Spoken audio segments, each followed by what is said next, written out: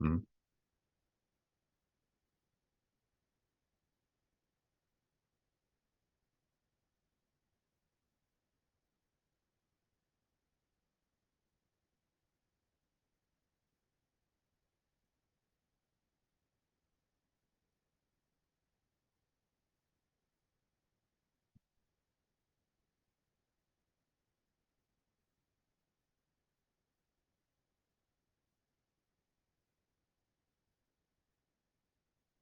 Mertz. Sorry. Mm. Hmm. For sure.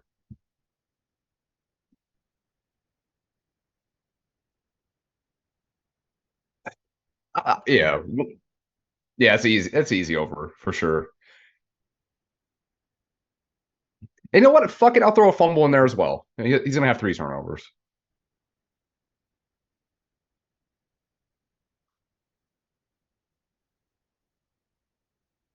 Mhm. The only caveat I have to that is, or worry is that Utah traditionally under Whittingham plays really shitty at the beginning of the year. So Florida does have that going for them. Would I bet that game necessarily? We'll get into it, but no. I'll get into it next week. But Utah is still gonna win comfortably.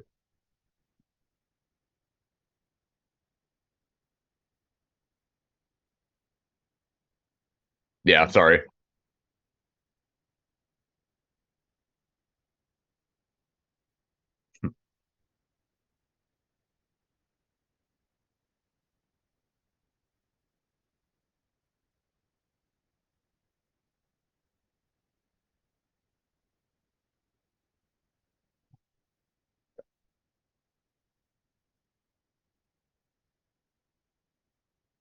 Yeah. Mm,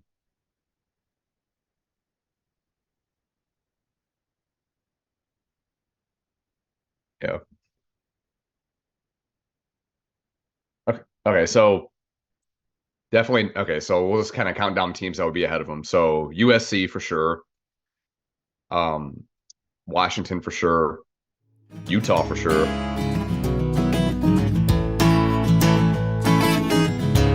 I don't have any. No.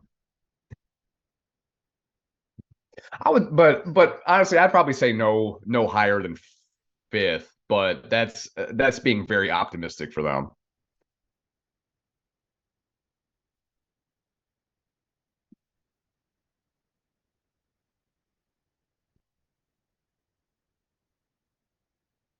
Ooh.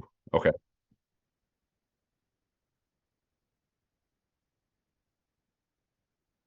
Mm,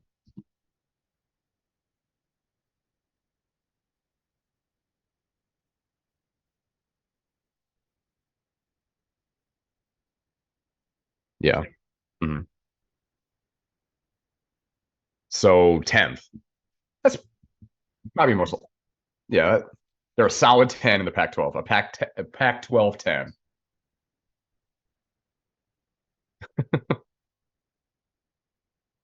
Mm,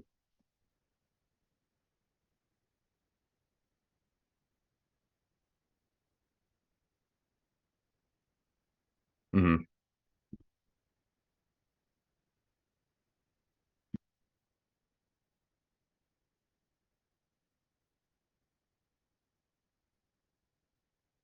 yeah. Mm,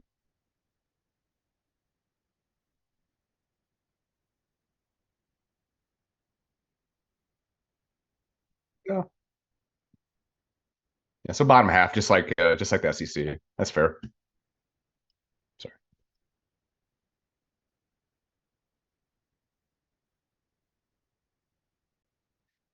It's not nearly as fun to talk shit against them because they're not really fighting back. Not really. Yeah. Yeah, we're not good. Ooh.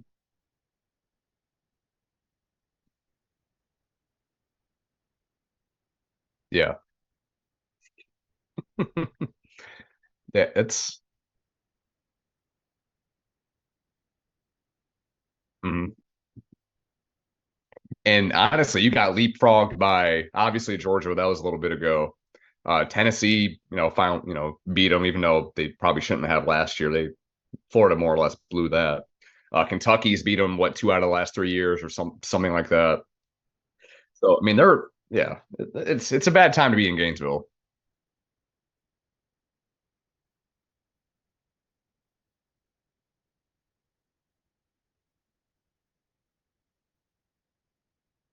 Ooh. Okay.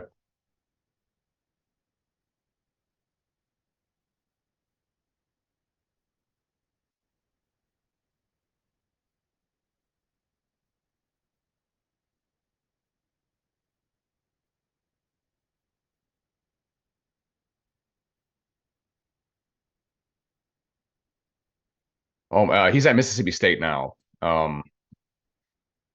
Fuck. White, right?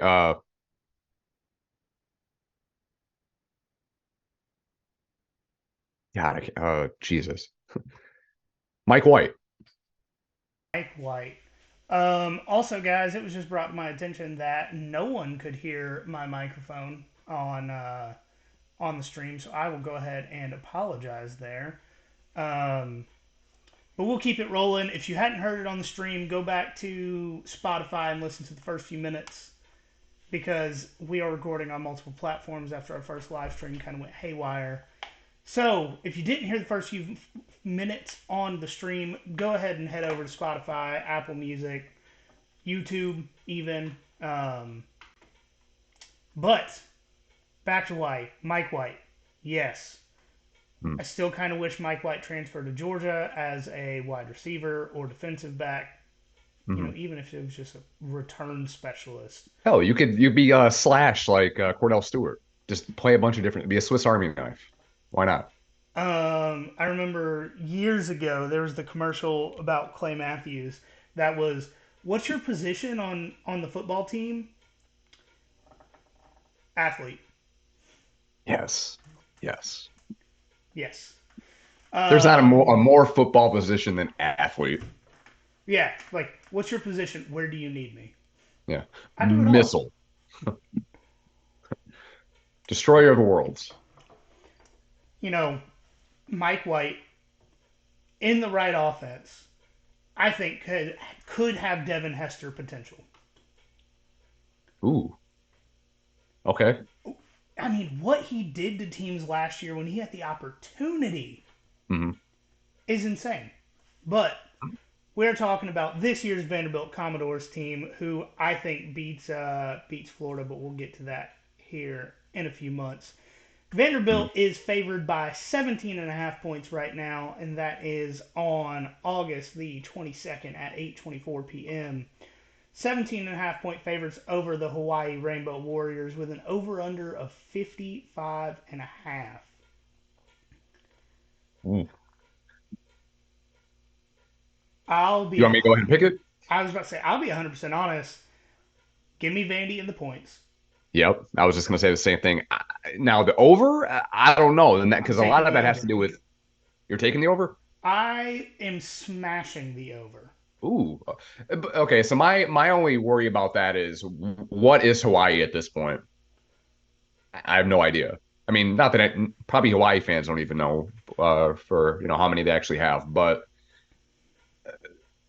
I don't know. I mean, Vandy very well might be able to actually cover that themselves. I don't know I was about to how say, how bad they are. do you know what the final score of the game was last year in I was just Hawaii? about to look. I was just about to look it up.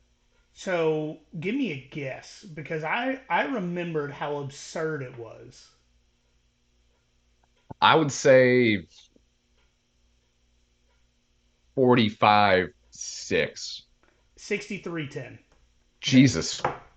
Vandy scored more Jesus. points against Hawaii than they did in the first 4 weeks of the rest of the schedule.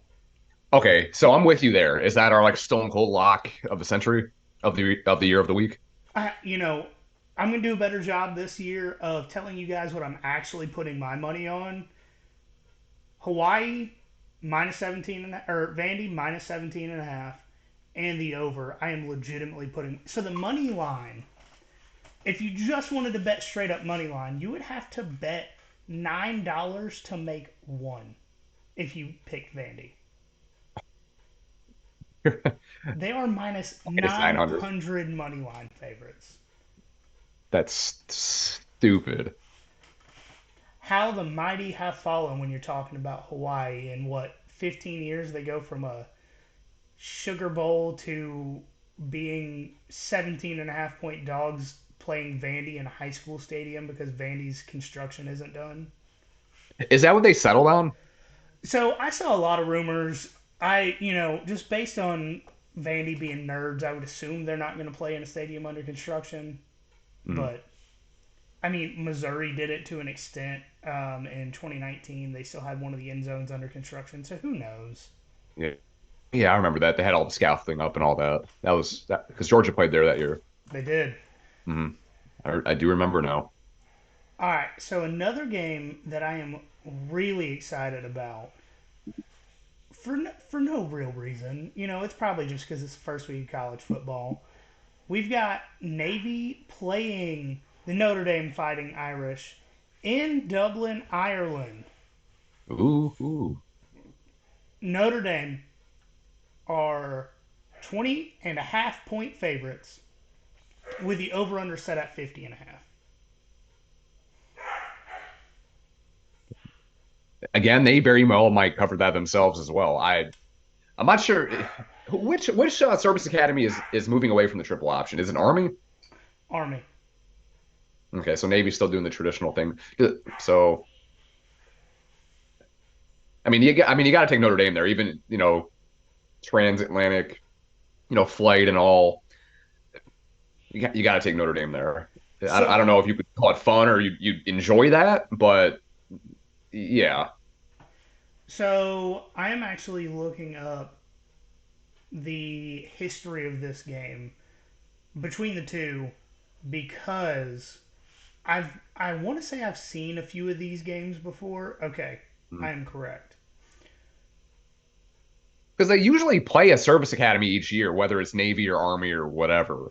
Yes. And so I am not taking Notre Dame as the favorite by any stretch of the imagination. Ooh, And I okay. say that 2022, 35-32 Notre Dame. 2021, 34-6 Notre Dame. Okay. 2019, 52-20 Notre Dame. So in the last 10 years, Navy Mhm. has only won a single game, but they've also only scored less than 20 points twice. Hmm. That's a good point. And those teams that you were talking about before prior to last year were all Brian Kelly teams Correct. as well. So we don't know what Marcus Freeman is at this point.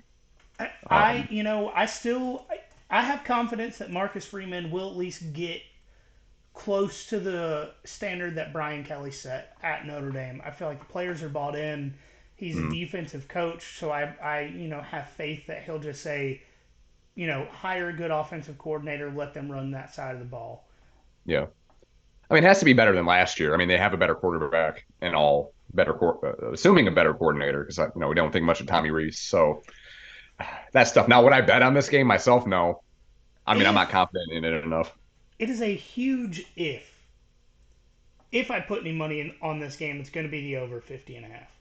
Mm, And I say that because it'll either be like a 35-28 game mm, or Notre Dame with Sam Hartman will just absolutely obliterate Navy. And I yeah. really don't think there's much of an in between. No, I can't see that either. You're right. You're right there. So, if you want to, right now, if you want to take the money line, Notre Dame is minus 1,408 on the money line. So you'd have to bet $14.08 to win a dollar. So I Hmm. don't recommend that. But, No, it's not worth it. No. but I might put money on. the over at 50.5 because none of these games over the last 4 years have gone under that number. Yeah. Hmm. Okay. Well, one of the last four games, I apologize, one of the last four games has gone under 50.5. So if you're going to put money on it, personally, I have a personal rule about betting on Service Academy games just because they're always weird. I don't trust them. And that's not saying I don't trust service academies. I don't trust their football teams to do what they're supposed to do. Yeah. Hell. What was it? Army almost beat Oklahoma with Jalen Hurts, right? Yes, that was the Yeah. same weekend that Georgia played Missouri in 2019. There we go. Huh. Interesting. I remember that because we were visiting some friends in New York, and that the day before, I almost got kicked out of the Met Stadium. Was it a Braves game? Hmm. There we go. Okay. That's not. Oh yeah, I remember you telling me about that before. Yeah. Yeah, we had Mhm. seats right in front of the open air press boxes at City Field, and the Braves ended up winning like 13-4 and smashing a ton of home runs. At one point, after drinking a whole bottle of Crown in the parking lot, I was doing the chop standing in my seat, and radio and television all across New York could hear some drunk redneck doing the chop on the broadcast, and security was like, "Hey man, can you just like save that for the commercials?" I was like, "You know what? I can. That's okay. You were nice about it. I'll be nice about it. You respect me, I respect you. We'll figure this out." Mhm. What a story. I mean, some Mets fans also tried to climb up the seats and fight me. But for as much shit as I talk about the Mets, and the Braves are currently beating the Mets for the fifth time in 8 days, Mhm. there were some Mets fans that were really cool. Like a few of them, like came up and sat and shook my hand and were like, "Hey man, you sound like you're from the South. Like, are you visiting for the game?" And I was like, "Oh, I got friends that live a couple hours away. You know, just got home from deployment, came to visit." Got tickets to the game because I'm a big Braves fan. Like sat there and had like legit 30-minute pleasant conversation. So, you know, There you go. there's some fresh apples in every bunch of rotten ones. I can't imagine how that would go in Philly. Oh, I see Philly fans in Savannah if I'm wearing Braves gear, they start chirping, and it's like, Wow. hey, Yeah. okay, okay. Yeah. If you want to live up to that Philly name, go right ahead. Yeah. Um, Next game we're going to talk about, and we only really have one more of the week zero games to talk about. A lot of them are kind of I don't want to say boring or not worth talking about, but in the grand scheme of the college football picture, I don't think they play much of a role. But this one is San Jose State Spartans against the Southern California Trojans, who Okay. are 30-point favorites. Over under is 66 and a half. And just to go ahead and get this out of the way, USC are minus 10,000 favorites on the money line. Wow. Okay. So they're a slight favorite. But for the sickos out there, like myself occasionally, if Mhm. you put a single dollar on San Jose State, you win $15.75. I mean, it's better than getting a scratch off lottery ticket. Go for it. Yeah, you have better odds if Yeah. we're being honest, you know. Mhm. Um, And it would be fun to see that happen. So you get paid and you get to ruin their season. I feel like if that happened, we would have to jump on an Instagram live and just Mhm. oh, yeah, it would be brutal. They're done just like Lincoln Riley's brisket. No, Lincoln Riley's brisket was done about 6 hours It's before he not took well it. done. It's congratulations. Oh, I posted on Instagram about it when I cooked a brisket a couple weeks ago, but that was one of the worst things I have ever seen someone do to a piece of meat. I And mean, he's an offensive genius. It was offensive. I was about to say that was very offensive. You got that correct. Yeah.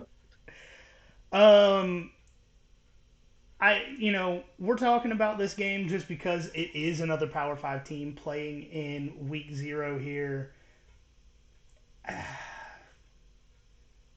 Smart money's probably taking USC minus 30 just because Mhm. they will put up enough points to probably win that, and their defense loves to show up against teams that barely have a heartbeat.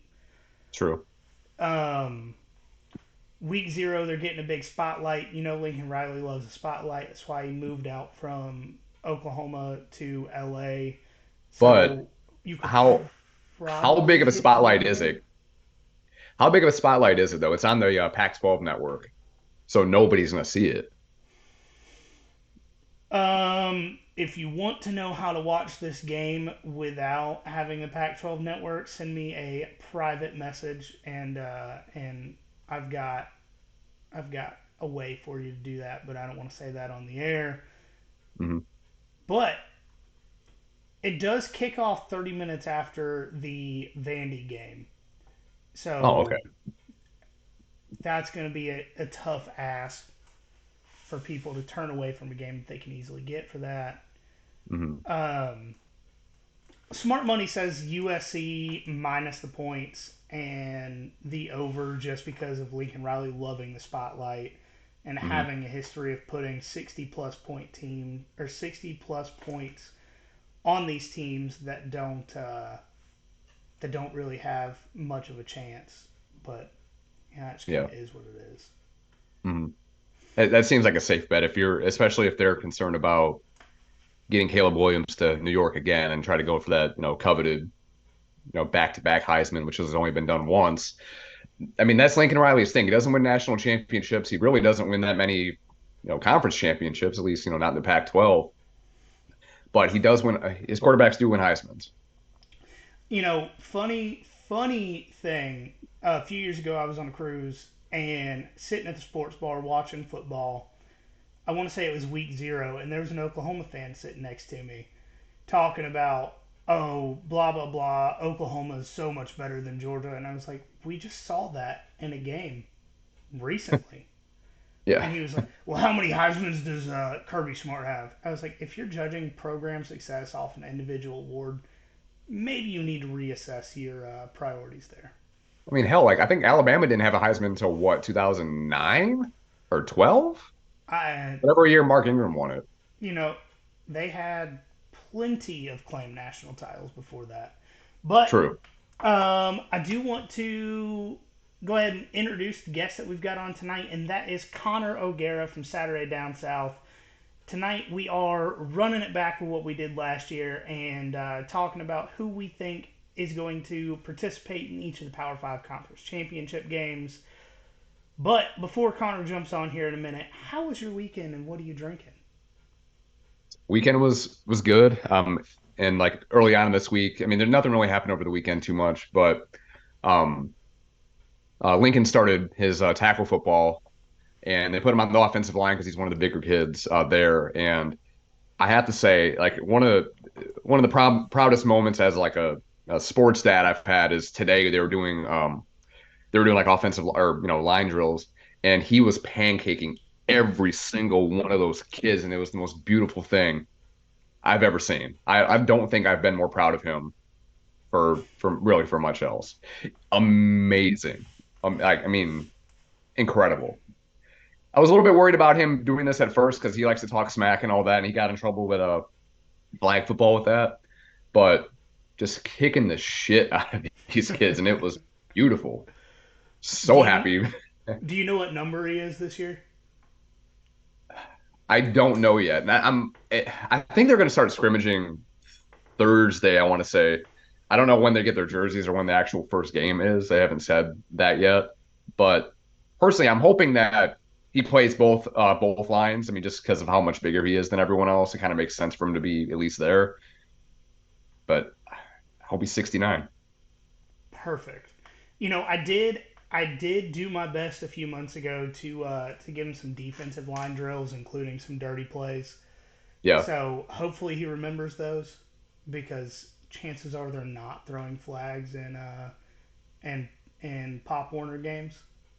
you'll just get like a finger wag, like, oh, you can't choke slam them, son. You can't smack the ear hole of their helmet. Yeah, I don't know what to tell you about that. yeah. Not a flag here yet, but we're not trying to Lincoln, give these kids CTE. Lincoln, It's his safe. eardrum is bleeding. I don't know, dude. Shouldn't have gotten my way. He knows better next time. Pick a different Yeah, gap. yeah. No, I also had a good weekend. I'll be honest. I don't remember doing much shit, which is always a good weekend. Yep. Um, I will say that today is one of my good friend's birthdays, so we actually were at Two Tides Brewery in Savannah before I jumped on here.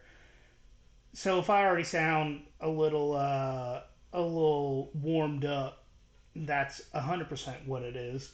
Shout out to Two Tides though because they have a five different types of vanilla imperial stout that they've started making. That's called Okay. Thanks for the Memories as a shout out to Fallout Boy. So all of my other you know 2000s emo crowd will love that. So not an ad, but if Two Tides wants to sponsor us, considering I already do their sprinkler work and know the owner, that would be dope. You can always blackmail him too.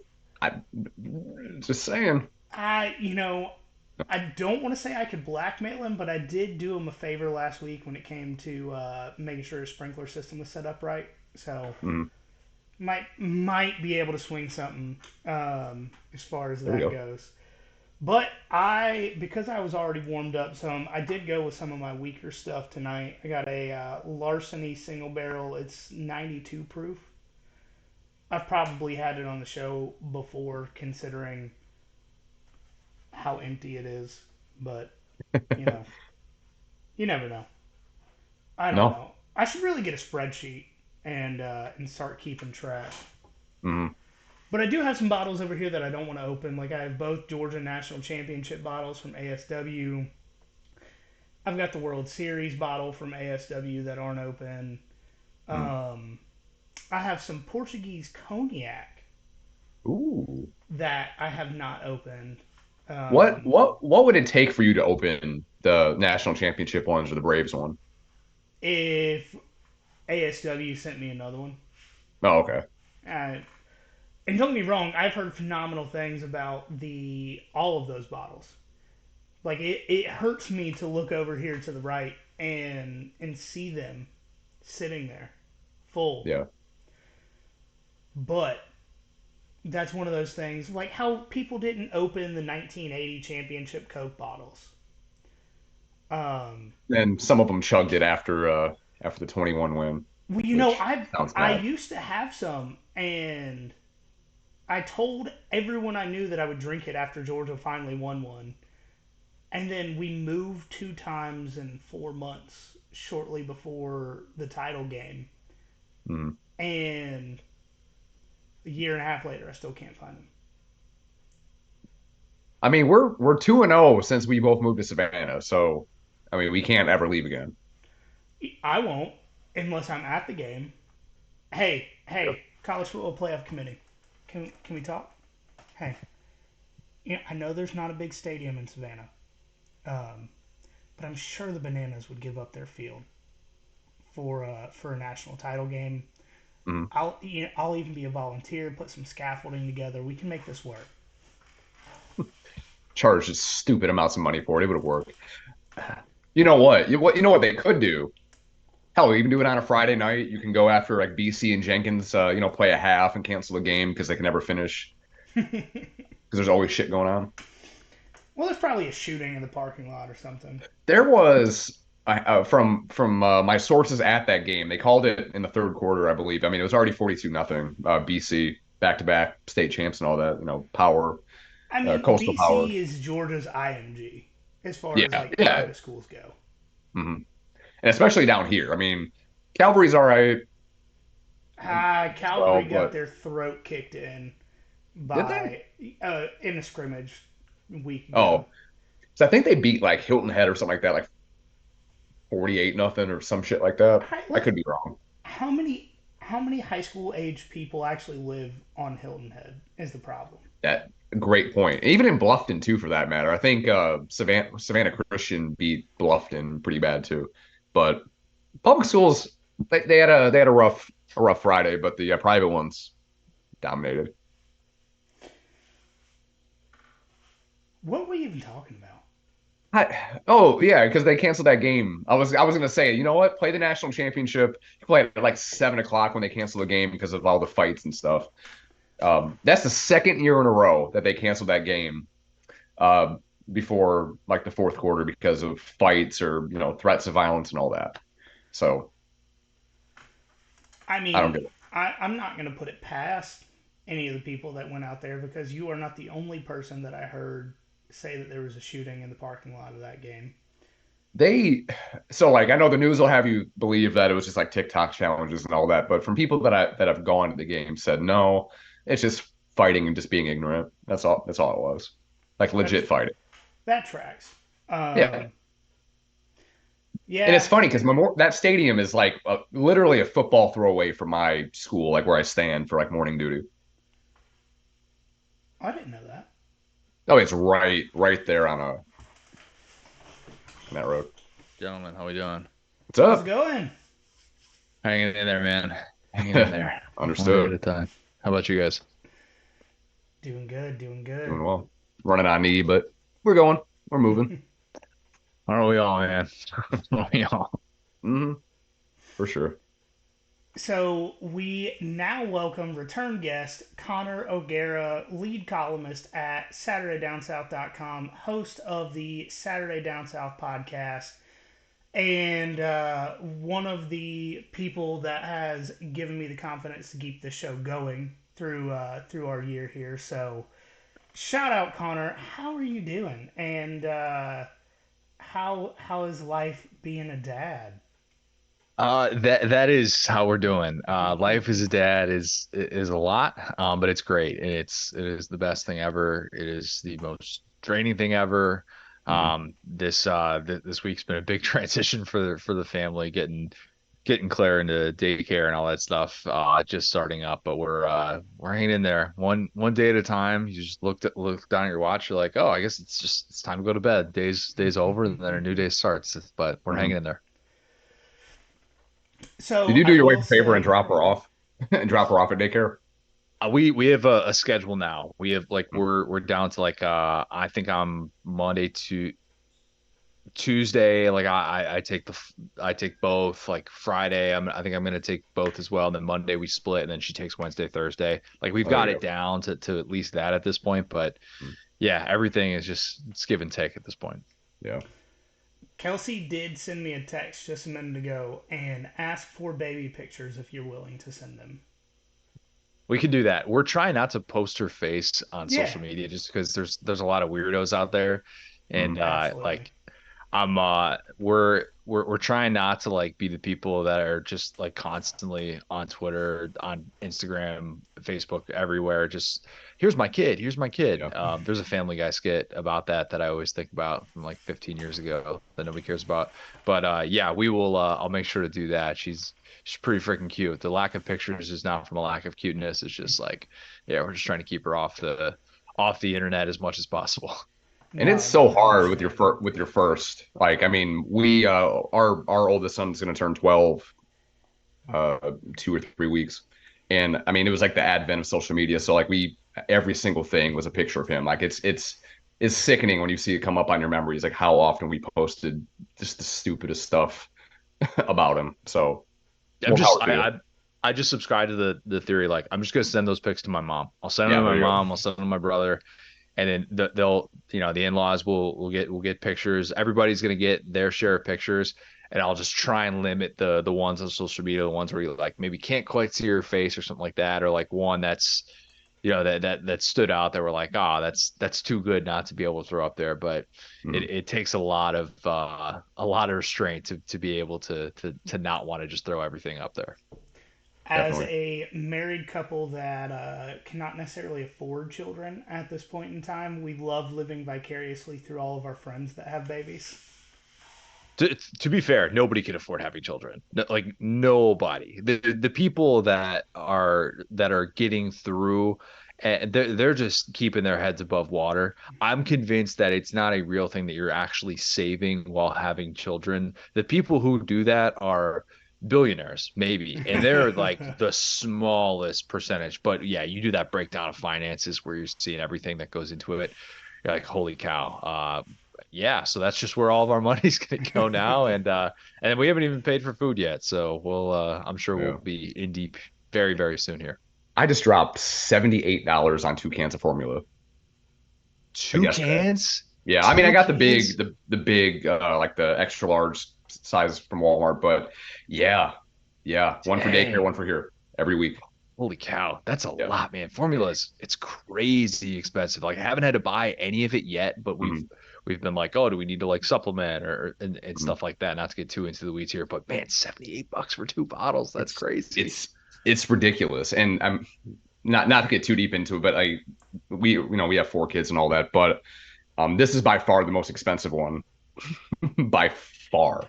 Yeah, So yeah. yeah, this is the last one. We're not doing it anymore. Because they're I just too can't. expensive. That is reality. Yep. Yeah, there's no such thing as a savings account. We haven't saved since 2011. Yeah, yeah. Who needs that? It's just money Yeah, anyway, right? Who yeah, cares? yeah. You Can't make take it more with me, tomorrow. right? Yep, exactly. Yeah. All right. So, as we did last year with Connor, we are doing our conference championship prediction episode before the season starts, before a snap of real football is played. So, this is our honest opinions here. And we're going to get it kicked off with one of the most talked about conferences of the offseason. That is the Pac 12 rip in peace Pac 12, as you know, I don't even know if they'll make it through this season before they start eating each other alive. But last year, Utah upset, and that's in air quotes, college football playoff hopeful USC in the Pac 12 championship game in Las Vegas. Upset is in air quotes because Utah understands how to spell defense, and Lincoln Riley is still trying to figure it out like he's in preschool. So that's just how that is. Yeah, the Utah mismatch against USC. I always tell people, just don't waste your money. Don't assume that USC is going to beat Utah. That matchup every single time. Utah just plays a brand of football that USC in this current state cannot deal with. And until we see drastic changes on that side of the ball, which Lincoln Riley didn't make, they still have Alex Grinch as their defensive coordinator for some odd reason. That's not going to change anytime soon. And I think it's kind of baffling that people continue to rank USC ahead of Utah, but I guess that's a separate subject for a separate time. At least they don't have to play them next year. Pac-12 championship. No, I fair. mean, yeah, Well, that's 2024 they escape. Yeah, that's what I'm Utah. talking They just about, play yeah. a lot of oh other yeah, teams that know how to Yeah. play defense. true. This is true. Yeah, Mhm. that whole like last matchup thing is going to be awesome this year. Mhm. Like even all these teams at Texas and Oklahoma are going to be playing for the last time before leaving for the SEC. We're going to get all of those storylines, and especially in the Pac-12 with 4 teams leaving for the Big Ten. That'll be fun to watch this year. Mhm. So, Connor, who do you think is going to play for the Pac-12 championship this year?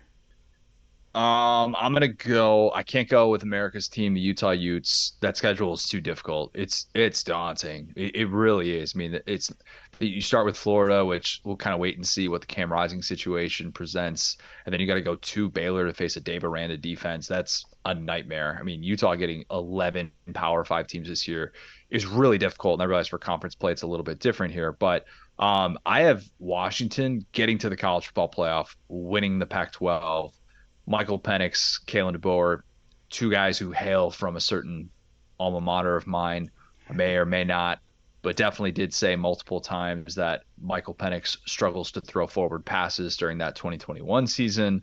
It was rough. He has since learned once again how to throw a forward pass. He's healthy again, which really helps. And then let's go with Oregon. Let's go with Oregon, a team that Emory, I watched that team with you week 1 last year against your beloved Georgia Bulldogs and did not think that was a team that was going to be in the thick of it.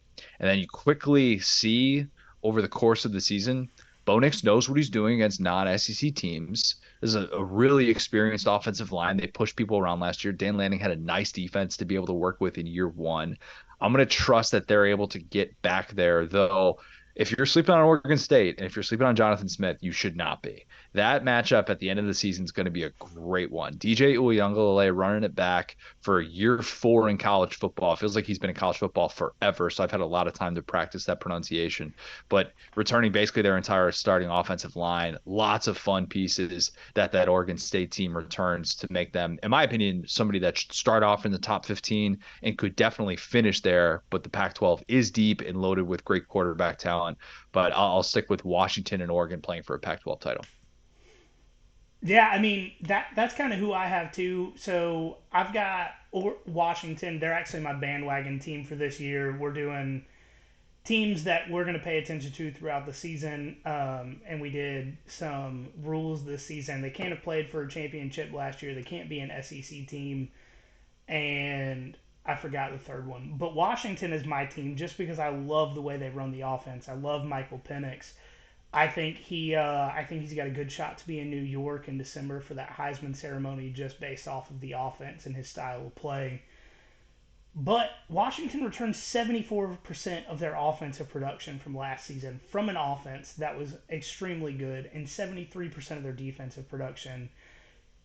Not to mention, Ryan Grubb was the A1 guy that I wanted to replace Todd Monken after he left. The guy said no to Alabama. He probably would have said no to Georgia if he would have gotten that phone call because he wanted to stay at Washington. They return almost all of their offensive line that had the highest sack rate in the country, as in best, at 0.9% of dropbacks ended in a sack. There's nothing to not love about this Washington team, in my opinion.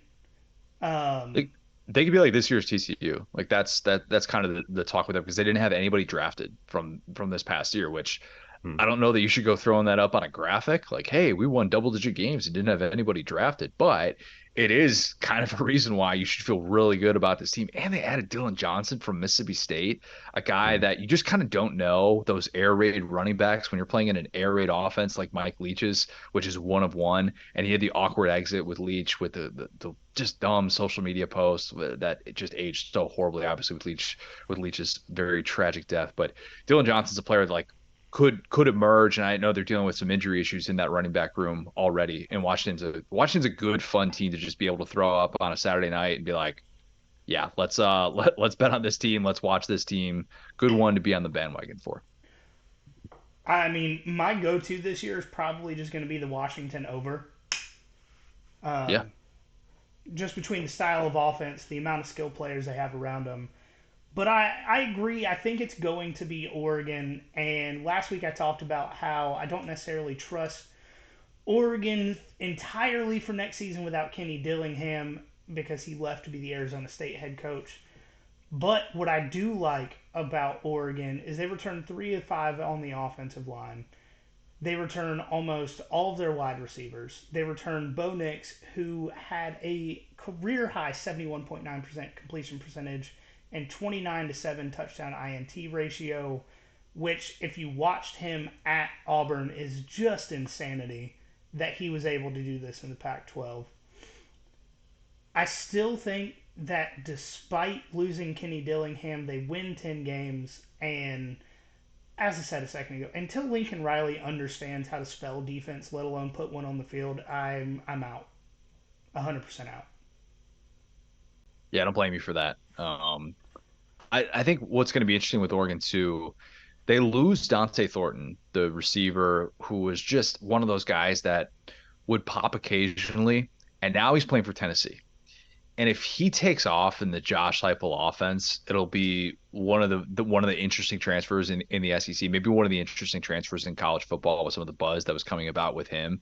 And what does Bo Nix do without a guy like him that can stretch the field? And then, like you mentioned, without Kenny Dillingham, who go figure, like Kenny Dillingham ends up being like kind of having a full circle experience, with Bo Nix, the way that all shook out with, he was originally in Auburn and now he's at Arizona State. But yeah, Pac-12 is going to be fun. It's going to be fun, and it's fun because of the quarterback play. It's got Dion, who's going to be you know, big time news every single week. Everything that he does is going to be interesting. But yeah, it does come back to the quarterback play. And Oregon Washington Pac-12 championship would be a fun way for the conference to kind of go out and fitting with those two teams going to the Big Ten. Mhm. All right, Mike.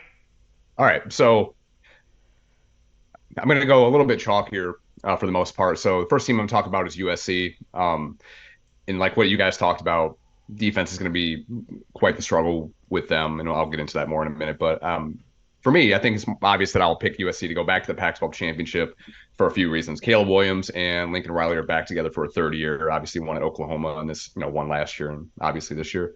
The Trojans have a loaded backfield. Austin Jones played pretty well at times last year.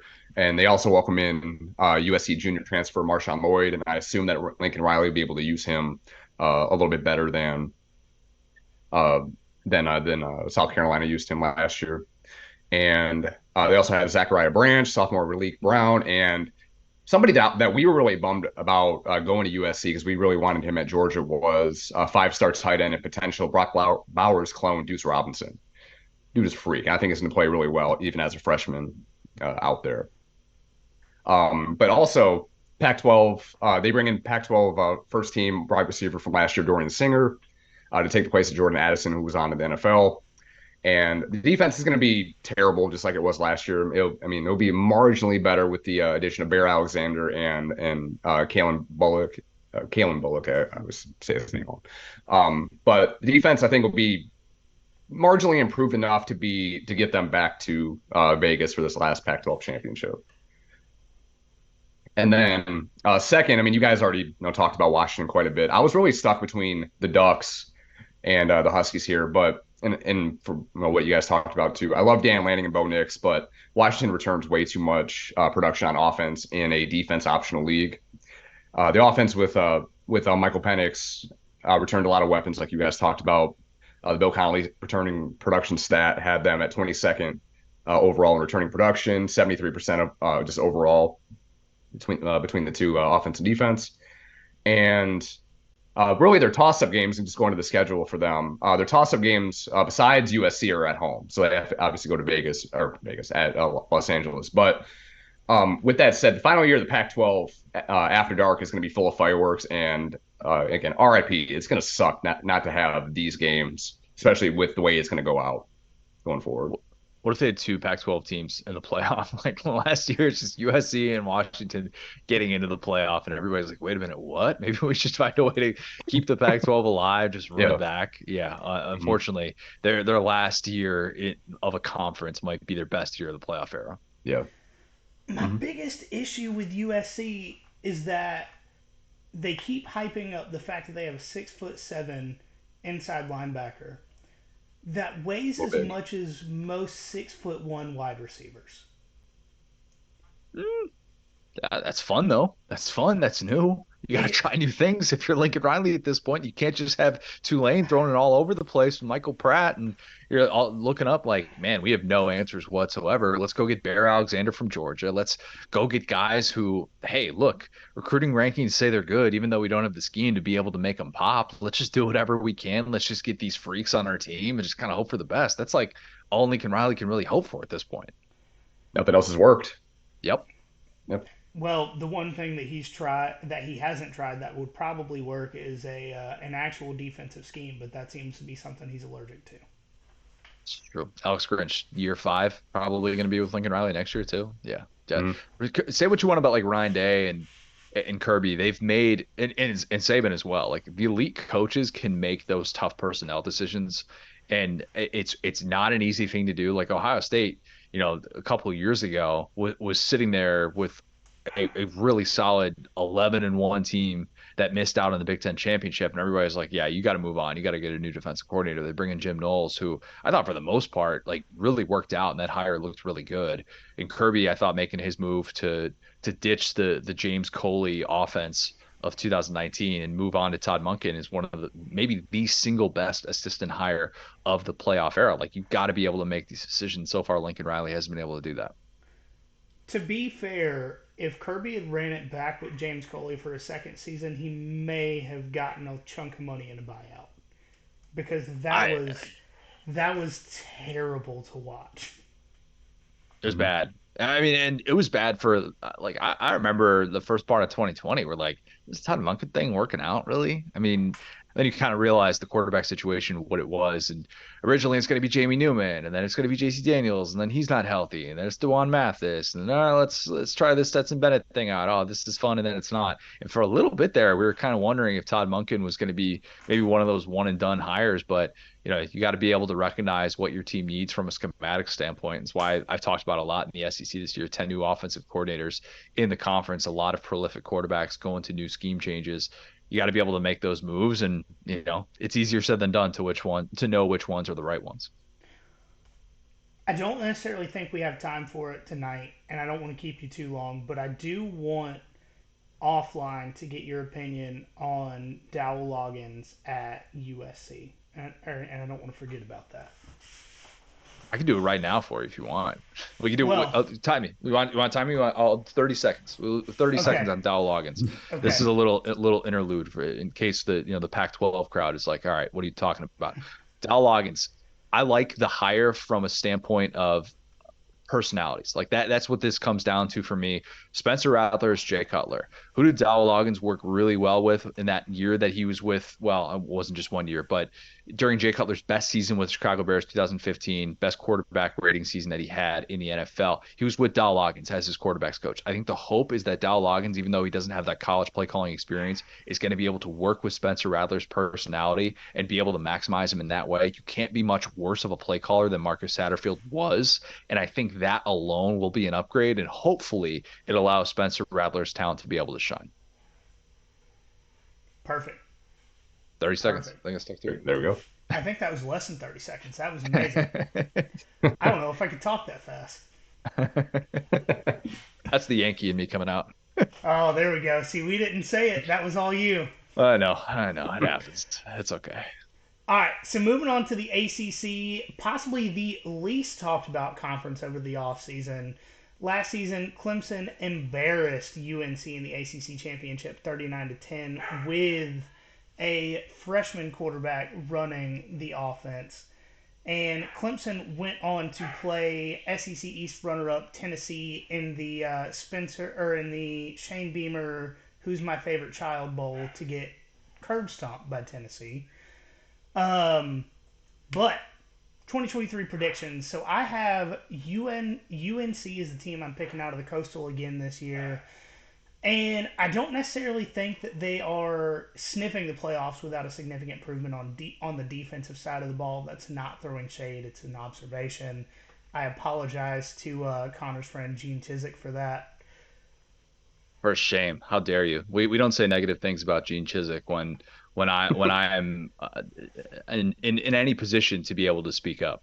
I It wasn't anything about him. It was about how the defense played, which It is was not bad. all It on was him. really bad, man. Yeah. I'll look. Gene would be the first to admit that's not the standard that he has set. Hey, can I say one thing real quick? There Yeah. no divisions this year. No divisions in the ACC. I was just double checking that just to be 100% positive. So you don't just have to pick from the coastal. You can just pick Clemson and Florida State if that's the direction you want to go. I See, knew it. I tried to look it up the other day and I didn't find much, probably because I'm an idiot. But if No, you're that's the good. case, it's absolutely not UNC. It's going to be Clemson and Florida State. Yeah. I Yeah. don't really think there's any other two teams that are close to as talented as these on either side of the football. I'll go ahead and get into the stuff I have written about Florida State. Florida State, you've got Jordan Travis, you have the backfield, you have Jaheim Bell, who should have been 60% of USC's offense over the last couple of years. You have the good defense with all their transfers. I don't see anyone out of the ACC that is capable of beating Florida State outside of potentially Clemson. The issue is that I cannot unsee the Tennessee game from last year. I still think that Clemson is the second best team out of the ACC. But that mediocre at best defense was still able to do absurd things to that Clemson offense. Even though they had a freshman quarterback, it doesn't really matter. They had Will Shipley in the backfield. And the second team offense, as prolific as the Heupel offense is, as gimmicky as it is, was still able to do a lot with a little, considering they didn't have Jalen Hyatt or Hendon Hooker in that game. I think this is a two-horse race to the end, and it's probably who stays the healthiest going into the championship game, but I'm probably taking Florida State. So you know what's crazy is I have the same thing. Florida State, Clemson, they'll get a grudge match in the conference championship after I think once again Clemson's probably going to find a way to beat Florida State in the regular season It's because in that's all they've Clemson, done. isn't it? Yeah, that game is in the ACC Death Valley. Yeah, Florida State hasn't won that matchup since Jameis Winston was there. It's been that long, which is kind of crazy. The no divisions thing for the ACC this year is really interesting. Also, really interesting. I think Florida State and Clemson both lose their regular season finales to SEC teams, and they're accused of looking ahead to that game. Now, for one of those teams, for Florida State, it's going to cost them a chance at a potential playoff berth available in the ACC championship. Clemson will be undefeated at that point, and Clemson will then lose to South Carolina, which is one of the two or three biggest upsets I think I have this year on that slate. That game in Columbia, but Clemson transitioning from this archaic offense that they've been running that DJ Uiagalelei criticized in that story with the Athletic, and transitioning to Garrett Riley, the Broyles Award winner, the guy who just was the backbone of that TCU run, and going all in with this, knowing we have a window. We have Cade Klubnik. We have the five-star quarterback. We have Will Shipley, a guy who could be in the Heisman Trophy consideration. You have these pieces right now to be able to make this work. You still have enough talent available to win a national championship. Go out and make that happen with the right schematic approach. And they finally have that. So I do think it's a bounce back year for Clemson. I think Clemson ultimately wins the ACC, beats Florida State twice, but they lose that game in the regular season finale to South Carolina, and South Carolina suddenly has a winning streak against their in-state rival. So I quoted this stat last week, and I don't remember the exact number, which makes me feel extremely stupid. But it's something like 70+% of the time, if a team rematches within the same season in college football, the person or the team that lost the first time wins the second time. Yeah, that And wouldn't surprise me. Wouldn't surprise me at all if that played out with something like this because it is unique. I mean, you saw it what a couple years 2020. You saw it with Notre Dame and Clemson. They get the rematch, although the first matchup they didn't have Trevor Lawrence. He was out with COVID. That game that they lost in double overtime in South Bend, ACC championship when Clemson was healthy, it was like, oh yeah, way better team than Notre Dame. Notre Dame somehow still made the playoff ahead of A&M. I didn't think that was right. But you're right. The rematch thing is really difficult. It could be the thing that bites Clemson in the butt this year. so if you're planning on rematching a team, just intentionally lose the first one. Yeah, Yeah, throw it. just throw it. Who cares? Yeah, that wouldn't get back to a team in this day and age of gambling. What's that scandal that's going on at Iowa and Iowa State with these guys that are betting on games? And Sure, then yeah, that'd what be fine. the They wouldn't look into it. Alabama baseball coach, and Yep. it seems like a dozen players across the NFL, and like guys, Yeah, it's Yeah. not that hard to use a VPN or hand money to your friend to bet for you. If you're gonna or be just like, stupid, be smart about it. or just Yeah. do something else. Just don't bet on sports. Just bet on other stuff. Just I don't know, throwing that out there. Get If good at you're gonna blackjack. if you're gonna Go be for it. stupid, be smart about it. That's my only Mm. advice. Yep. I mean, I really don't have much to add to that with Florida State and Clemson. I will say that with Florida State and Clemson, they're both built on NIL. Obviously, Florida State, the more traditional, paying or the collectives paying them and all that. But with Clemson, don't forget, built on the name, image, and likeness of Jesus Christ. So it's gonna be a good matchup. Love it. Love that Dabo threw that out there. He's like, let me just have the corniest Yeah. possible line to throw out into the universe. And Mhm. surely that will just follow him forever. If Mhm. Dabo's going to get a single tattoo, that needs to be it. He had to I know. I mean, he definitely played into that. I think the joke already wrote itself when he probably just stole it from someone. It's like, yeah, that Probably. is something that I should I say. really hope that in 50 or 60 years, and yes, I'm giving him a very long life, that I lived my life in the name, image, and likeness of Jesus Christ is on his gravestone.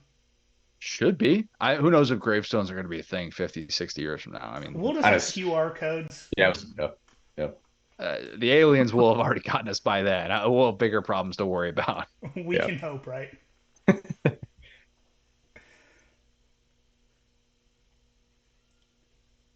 Yeah, I think we're good. Oh, cool. Sorry. We're all on the same page in the ACC. It's kind Yeah. of Mhm. it's a two-horse race, you know. Yeah.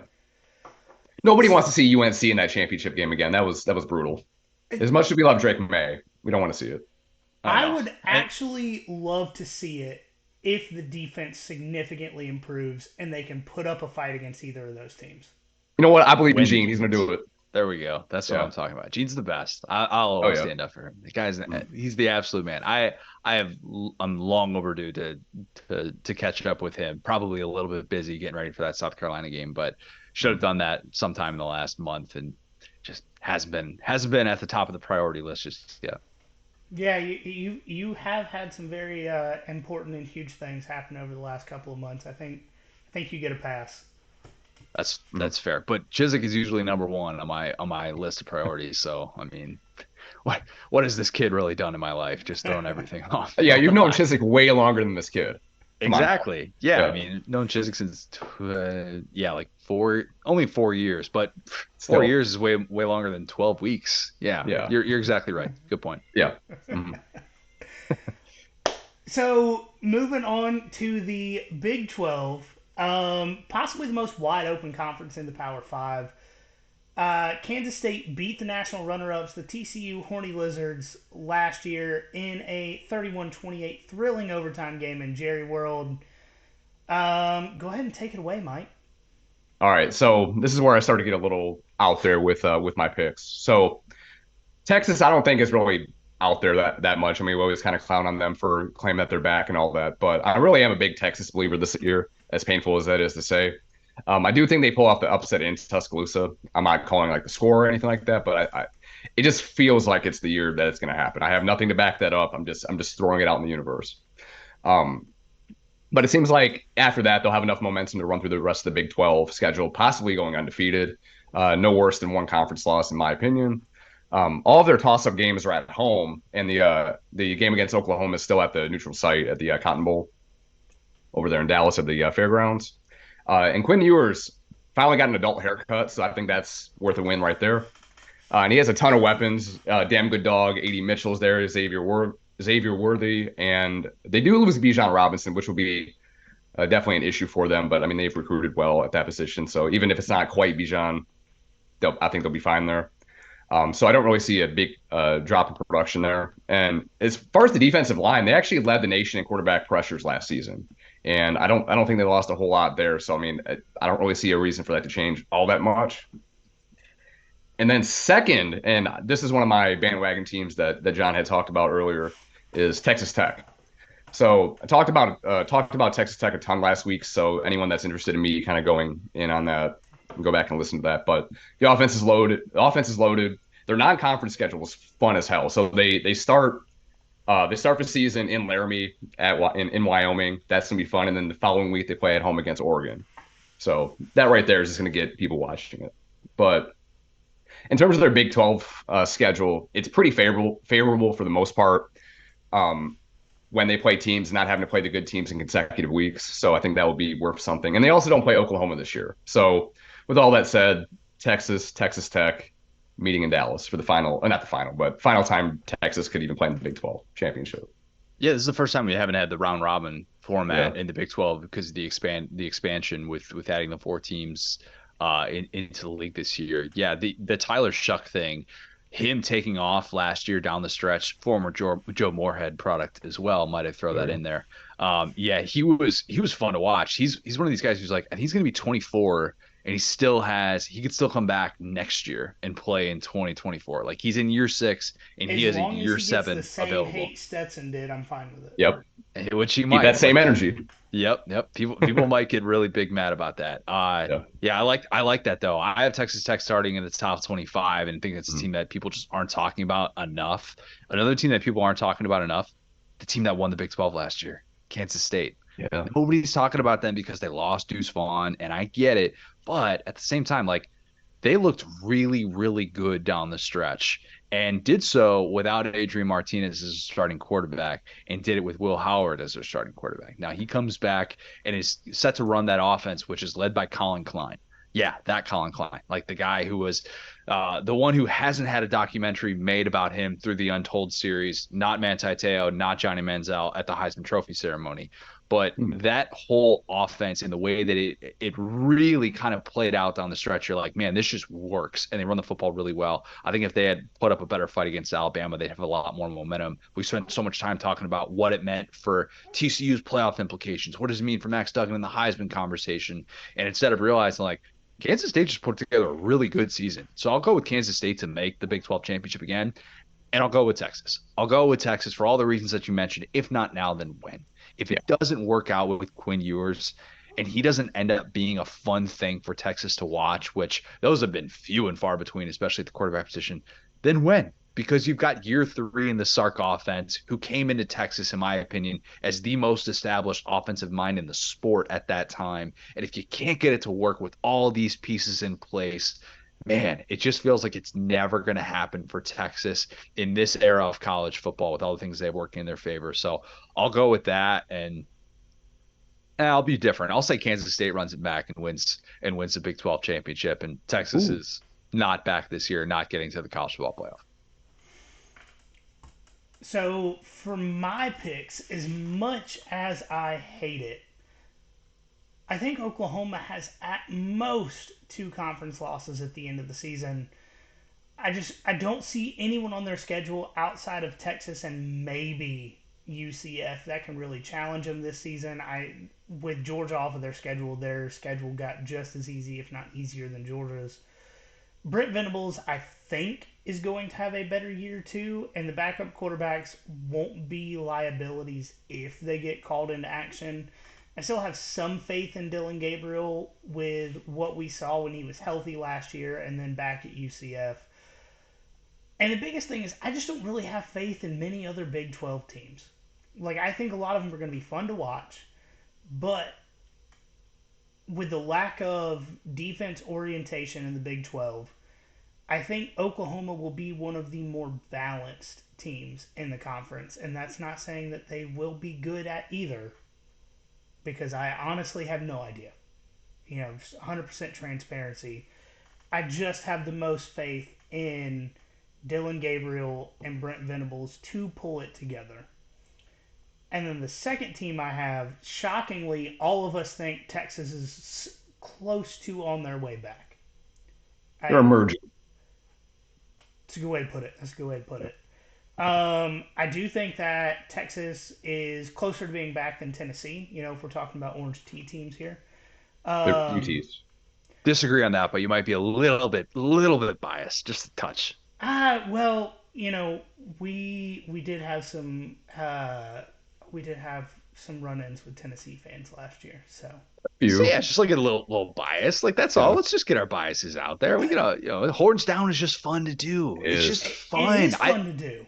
In Look, 2019, when A&M fans came to Athens, I hung out with A&M fans all night, and we have like 20 or 30 pictures of us doing horns down. it's they got to come up with something else. They Mm. truly do because you can't like you can't be mad at everyone and the amount of horns downs that are going to be thrown once they join the SEC guys like they thought it was bad when they could penalize it when they could punish it. Oh Mhm. my gosh, when they're like people are doing horns down behind their back and they're not just doing it right in their face like a gator chomp or something. It's going to get ugly. Like, I don't know if Texas is ready for that kind of smoke. That's the biggest thing that they're going to have to worry about coming to the SEC. And Getting the horns down. if You I'm go. being entirely honest, I really feel like I should be more upset at Texas than I am at Tennessee, just because Bevo did try to kill Ugo. Thank you. But That's but Texas fans don't run their mouth as much, and they've also I, made it. They're also more likely to make a conference championship since Tennessee, who hasn't done that since 2007, which was a wild year in which they probably were the third best team in the East. But besides that, Texas not only returns their quarterback, but also their leading wide receiver, tight end, and tackler from the 2022 season, and a total of 85% of their production on offense and 63% of their production on defense. Gonna go ahead and throw it out there. I think Texas beats Alabama in Tuscaloosa early in the season And a major part of that is because I have not seen an Alabama quarterback prove that they can hit the broadside of a barn from the inside. Okay, when was the last time Bama lost at home? When was the last time Bama lost in non-conference play?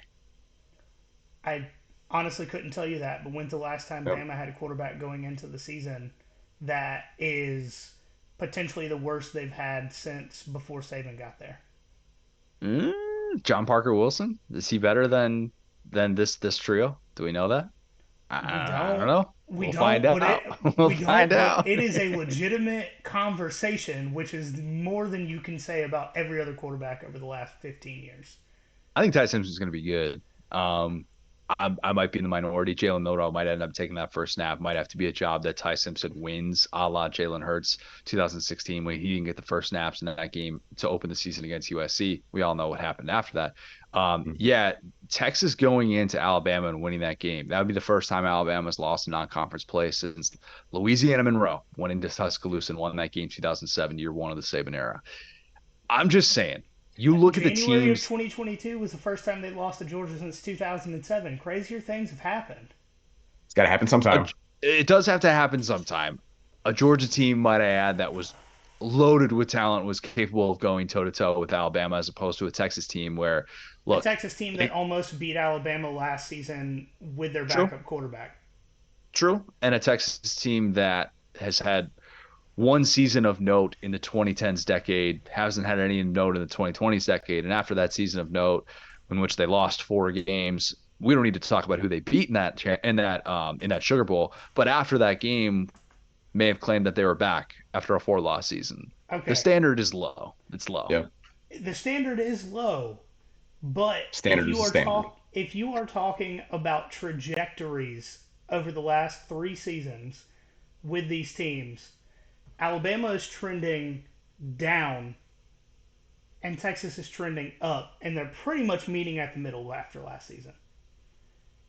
And I'll considering defend what Alabama a happened little last bit. season, Texas is returning a five-star quarterback that proved what he can do when healthy, and Alabama's the only returning player that they have that played for their team last season almost lost to a Texas A&M team that didn't make a bowl game. Hmm. I'm struggling with how to process that because look, if Texas beats Alabama, if you talk about like what could be the most like I don't want to say the best thing for the sport, but the thing that the most people nationally would be like, "Oh my God, huge reaction." Even shows that just want to talk about the NBA in the middle of September would be like, "Texas beat Alabama. What does this mean?" Sites like ours would greatly benefit from something like that. I'm not disagreeing from that standpoint, and I like Texas as well, just with what they return to be able to at least do something that they haven't done in the last 5 years, which is make it to a New Year's Six Bowl. But like the people dismissing Bama, to me, it's so baked into this quarterback situation. They've had quarterback situations that haven't gone deep into camp without knowing who the starter is going to be. But the question is still like they're coming off a year in which they finished fifth in the country. They finished fifth in the country, and it was still a team that had the number two roster, most talented roster. Saban just signed the number one recruiting class. Yeah, again, like the people that are saying Alabama's going 8-4, 9-3, I can't be there yet. I can't be there. We need to see Alabama actually die before we can say the dynasty is dead. So my while I may have said just specific things about the quarterback, my issue is not just with the quarterback. It is so they don't have a proven quarterback. Cool. They've run that before and still won, gone to the playoff, won national championships with a quarterback that didn't prove himself until that season. But what did they have in the seasons where they did well without a proven quarterback? They had a proven running back. They have Jason McClellan, who while good, is not Derrick Henry. He is not Mark No, Ingram. He is not any of the running backs that have come before him since Saban took over. They do not have a Julio Jones. They do not have a Devontae Smith. They do not have a Jalen Waddle. They do not have a Henry Ruggs. The best or the most proven receiver on that team is Jermaine Burton, who left Georgia because he wasn't getting enough targets because he wasn't getting separation. yep. They don't have any proven talent on offense that concerns me to the point of where I think that the proven talent on Texas cannot overcome that. Sure. It's gonna be popular. I mean, it'll be a really popular thing to have Texas going into Tuscaloosa, winning that football game, and that would shake up the college football world in ways that I don't know if I've fully processed just yet. It would, What would be worse if Alabama ended up beating Texas and then the following week going to Tampa and losing the USF? They're not losing the USF. They're not losing the USF. Look, I, Alex Golish, friend of the yeah, program, friend of the yeah, program. yeah. That guy's sleeping 4 hours a night because he knows he inherited a one-win team. Mhm. That team was atrocious. Yeah. Okay, like they Mhm. have they have a long, long ways to go. Alabama could tell them before the game, we're gonna run through the A gap. That's all we're gonna do. We're just gonna do this the entire game. We'll switch off. We'll get Jason McClellan in there. We'll get Justice Haynes in there, the 5-star freshman. I know he's a little bit banged up in camp. He'll be ready to go for that. Nah, can't even It's entertain just that one. it's just wishful thinking. I mean, the wouldn't it be funny principle if they go ahead and let's say blow out Texas and just crap the bed against USF in Tampa, which I still don't understand why this game is a thing. I don't get it. I think they did a 2-for-1 deal with that, and it's to get into South Florida. I mean, look at all of Yep. Alabama's best wide receiver talent. You get to spend a little bit of time down there. You get to kind of do like you get to do the whole like we get to play in South Florida without really playing in South Florida, and you get to be able Yeah. to get the recruiting ties in there. There's something baked in with that. Alabama couldn't have caught him at a better time probably Yeah. with what they're trying to rebuild and what they Mhm. have year one with Alex Golesh. and the stadium in Tampa is really really cool if you get to see the behind the scenes stuff. I've taken a tour before. It is one of the cooler stadiums I have been in outside of the main concourses. Yeah, it's all Just right. It's got the just the pirate ship. It's cool. Yeah. Yeah. Yeah, I mean, like the pirate ship. So with the tour I took, like I got to walk on the field and go through the locker rooms and all that kind of stuff, and I really enjoyed it. Like I want to go to a game there, but I also don't want to drive to Tampa, which Yeah, is don't. I was at the bowl game, the Rely Quest Bowl with Mississippi State and Illinois there, and I covered that the first game of the Zach Arnett era, and I've been there a few times for random games here and there. It's a good place to be able to take a game in. They're gonna get a new stadium though. I mean, it's probably good that Bama's got to go play in an NFL stadium as opposed to playing in their new stadium, which will feel a little bit more like a home field advantage in a few years. Yeah. and just because this is not Saturday Down South podcast and it is the Nothing Finer podcast, Tampa has great strip clubs if you plan on visiting. It's the birthplace of Hooters, right? Is that what they say? Yep. Yep. I don't know. I went for a bachelor party a few years ago, and we as a group spent most of the time in casinos or strip clubs, and I will say all of those are phenomenal They don't have as many in Orlando, I can say that. venues. So moving on to a place without the joy of strip clubs or casinos, we're talking about the Big Ten. Oh, I don't know about that, but okay. Well, I was more talking about they don't have the joy in football that people find in strip clubs or casinos. Fair. Okay. Um, so last season, the Big Ten championship was decided in, and Mike put this in here, the game. I don't think it's the game, considering It's the that game. That's what they call it. That's what they call it's called the game, but it is one of the more streaky rivalries in college football. But Michigan beat an Ohio State University, one of 13 by the last time I count. Michigan kicked the shit out of Ohio State in the shoe 45-23. Michigan went on to beat Purdue in Indianapolis 43-22. They also went on to lose the first round of the playoff for the second year in a row.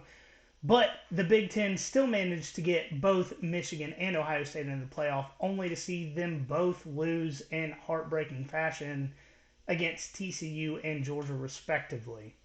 Connor, your alma mater is in the Big Ten. it. Sure is. Who do you have playing for the Big Ten title this year? Got Indiana, Nebraska. No, I'm just kidding. We're not going there. Uh, Who has better this- form? yeah, probably definitely Nebraska. Who are Oh, we kidding here? Yeah, okay. for sure. They got Um, Eric Gilbert. yeah, Maybe. is he playing? We know Yeah. that yet? We I don't know. talked to somebody that works for the rival site for Nebraska 3 weeks ago, and he didn't have any clue. Yeah, shout out to Steve Myrick. Good dude. Really good dude. Yep. Yes, Um, you gave us his information. former Saturday Tradition employee Steve Myrick, really good dude. We probably need to be a little bit chalky with the Big Ten pick because if you look at the Big Ten championship, the way this plays out, it's it's really chalky. Like with the exception of maybe 2016, where Penn State was just so fun and they exploded. Really, in the last 2 months of the season, with a certain Joe Moorhead running their offense, it's been chalky. It has been. I think it'll be chalky again, but maybe my pick isn't quite as chalky because I got Ohio State beating Wisconsin. That's still, I think, if you don't have Ohio State beating Wisconsin, you probably have Michigan beating Wisconsin. I'm in love with this Ohio State team. I'm in love with Ohio State, and I might be guilty of doubling down. I picked them to win a national championship preseason last year. I picked them to win a national championship preseason this year. May or may not be coming back against certain Georgia Bulldogs in a national championship game in which they're down 10 points at halftime, and then Mike Bobo shows up. I think My Ohio biggest State. thing about that I've learned about you today is that you do not care about quarterbacks. When was last? Show me the last time Ohio State had a mid quarterback. Fred Uh, Krenzel, Yeah, and they won the championship. and they Well, won they the shouldn't have won a championship. championship, but they still won it. the problem is they haven't won with a good quarterback. What makes you think they can do it with a bad quarterback? I mean, got to a national championship with Justin Fields, pretty good quarterback, playing for my beloved Chicago Bears. He was a good college quarterback. Justin Fields not a good NFL quarterback just yet. I get it. I get it. They were 3-14 last year. I get You it. know, I'm gonna text you about something that I know about Justin Fields from someone who knew him a few years ago. Unbiased Georgia take. I fully get it. I get No, it. no, no, no. This is something I knew someone that knew him while he was in high school, and it's some information that I feel like you would Okay. appreciate knowing. All right. I'll text Okay. you So, later. yeah, we'll save that one for offline. What were we talking about? Oh yeah, Ohio State, Wisconsin. I don't care. I don't care. Doesn't matter. Look, 2014 showed us Ohio State is the perfect example of a team that just put anybody out there quarterback. They'll figure it out. They have the best group of receivers in college football. You never worry about that with Unless you're Brian gonna Hartline. win. I look where come on. Come on.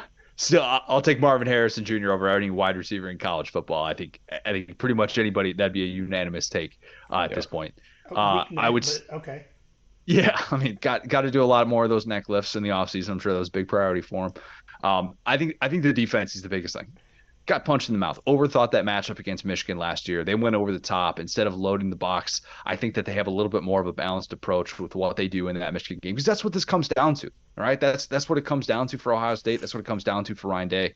I think they actually turn this rivalry around and they go on to the Big Ten championship and face a Luke Fickell coach Wisconsin team that is going to be so interesting with the air raid that Phil Longo is bringing in. Wisconsin running the air raid. It's just a wild, weird thought. It's like when you hear that Army is transitioning out of the triple option, you're like, what? Like that just doesn't seem right. But Wisconsin will have a lot of success. Luke Fickell's just too good of a coach not to, and I think he has a lot of success in year one and a very up for grabs Big Ten West. But I'll go with Ohio State to kind of have that redemption season. Marvin Harrison Jr. doesn't hurt his neck and stays on the field. So I also have Wisconsin. I think they make a hell of a turnaround in year one under Luke Fickell with Phil Longo calling that offense. And the biggest thing is Tanner Mordecai. Obviously, phenomenal quarterback at SMU, but a big part of it to me is just a lack of confidence in the rest of the Big Ten West. We talked to someone from Nebraska. They have talent, but no recent success. They have a lot of unproven guys. They're throwing Jeff Sims out there at quarterback, who is a phenomenal athlete, but yet to show that he, I'll use the quote again, can hit the broadside of a barn from the inside. And personally, I hope Iowa goes 0-12 and is forced to fire everyone for the entire university, including the students, and just burn the entire university to the ground and rebuild it just because of how awful that athletics department has been to watch over the last few years.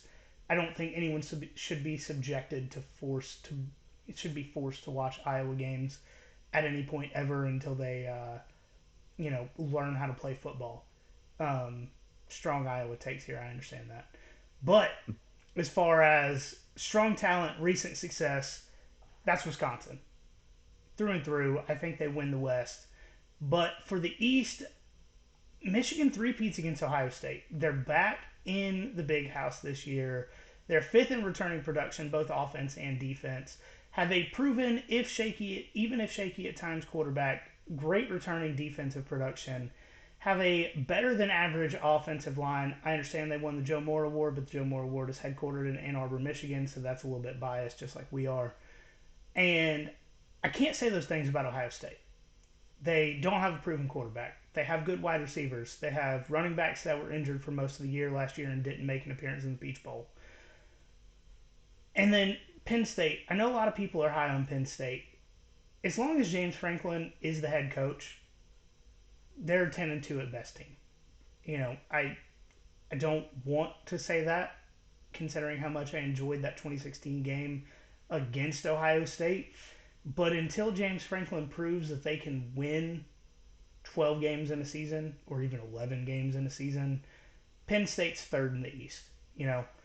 Um, but not to mention that Ryan Day is a pansy and really needs to learn that something that happened 8 months ago should not still be talked about, considering he should be planning for a football season.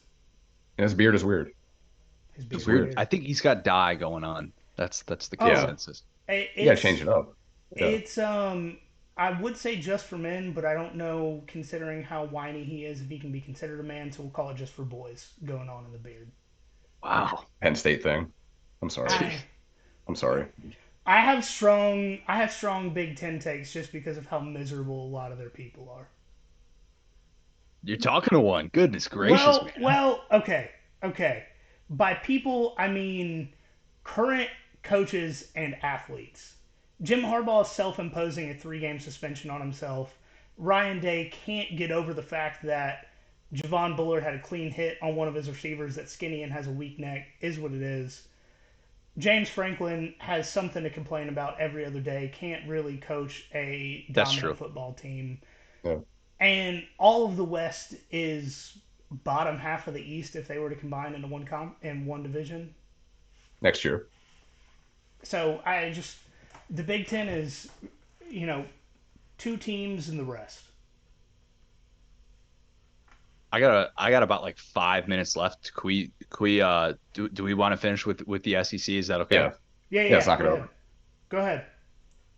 I've kind of gone on record saying I'm boring. A lot of my picks I'm realizing are really boring, but I have Georgia and Alabama in the SEC championship. And for all the questions about Alabama, and I get it, it's quarterback situation, it's being super undisciplined, bottom 20 in the country each of the last 2 years in terms of penalty yards per game. The questions that I have, like, is Kevin Steele still one of the best defensive coordinators in college football? I have no idea. The Tommy Rees thing, all over the place.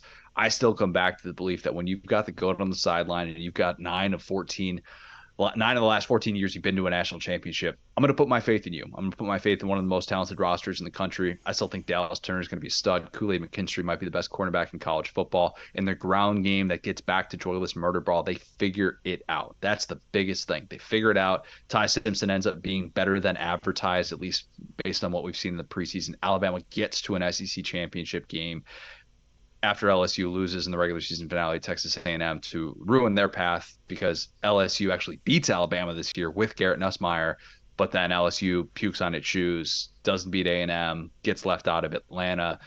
Ultimately, though, this is all about Georgia. It's still all about Georgia. I have questions about the probably 2 areas that I keep coming back to that make me wonder if they're going to win a national championship are the defensive line. Do they have that game record that they've just been so blessed with up front? Can they overcome that? If they don't have that, what does it look like on the back end? If they can't get home rushing forward, does that put more pressure on the secondary? And then it's the Bobo factor. 9 years ago was great. A lot of stuff has happened in the last 9 years. And there are people like Hugh Freeze who are willing to get up there and be like, hey, look, I think once upon a time I was one of the best offensive minds in college football. I think I'm no longer one of the best offensive minds in college football. I haven't seen anything that suggests that Mike Bobo is one of the best offensive minds in college football. And for all the talk about it, and I realize where I'm saying this, for all the talk about it, well, he's got too much talent not to win. Go back and look at the coordinators with total autonomy on their side of the ball who won a national championship in the playoff era. Mike Bobo, in my opinion, not a member of that group. Maybe I'm wrong on that. I'll be very happy to admit I'm wrong for your sake if they end up winning a national championship. I do think Georgia wins an SEC championship, though. And I guess that's probably where I should leave my prediction and not put my foot in my mouth too much. All right. Well, we don't want to keep you too long. If you want to go ahead and get out of here, you can. We'll finish up. We want to thank you for coming on and talking to us tonight because we know Mhm. you're exhausted with a tiny little baby over down the hall there. As always, from the bottom of my heart, thank you for everything you've done for this show. A lot of it doesn't get talked about, but we probably would not be recording tonight without you and your input. So, once again, thank you. Thank you. Yeah, really appreciate you guys having me, and we'll do this again sometime soon. Absolutely. Sounds Awesome. good. Take care, Thanks, man. guys. Thanks. So, Connor had to leave, like we already talked about. He does have a 12-week-old in the other room and is sleeping like 4 hours a night. So, is what Yeah. it is. But we will get on with our SEC championship predictions. Mike, you can go ahead and go first, or you can go back to your Big Ten if you'd like to talk about that because we did have to skip you there. Yeah, let me just hammer out the Big Ten real quick. So, I know you kind of shit on Iowa.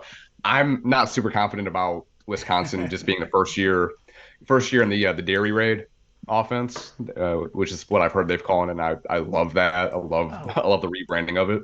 absolutely.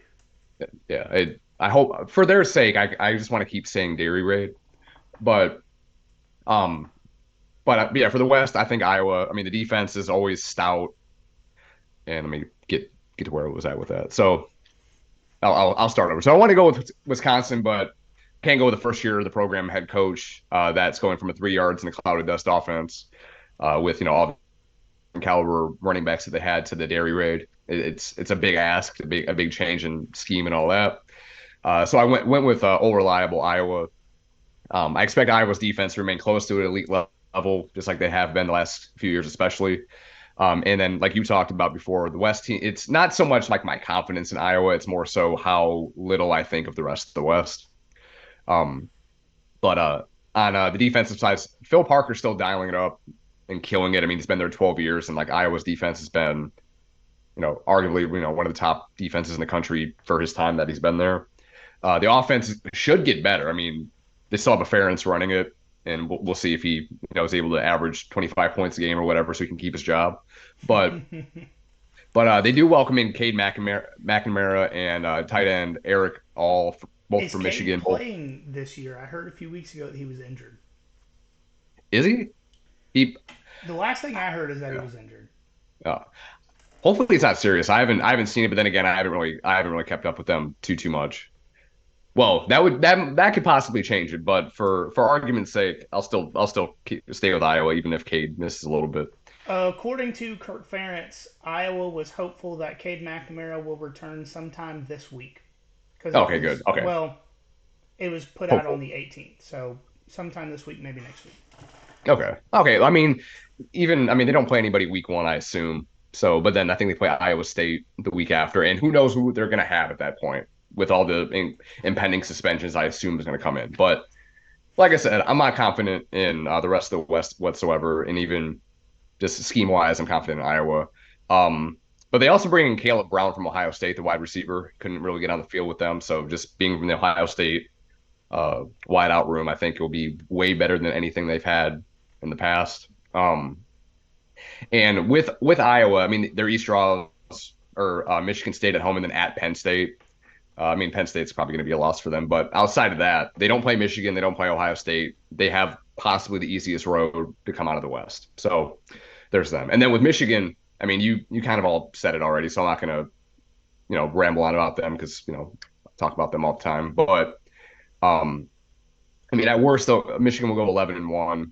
I still think they'll beat Ohio State for the third consecutive year, and possibly play in the national championship. I picked them last week to win their first playoff game. But anyway, my picks: Michigan, Iowa, Big Ten championship, Michigan winning again, going back to playoff. I like the Michigan side. I Mm. hate the brand of football that Iowa plays so much that I can't No, force myself to pick them to win any game. you don't cheer for the punter.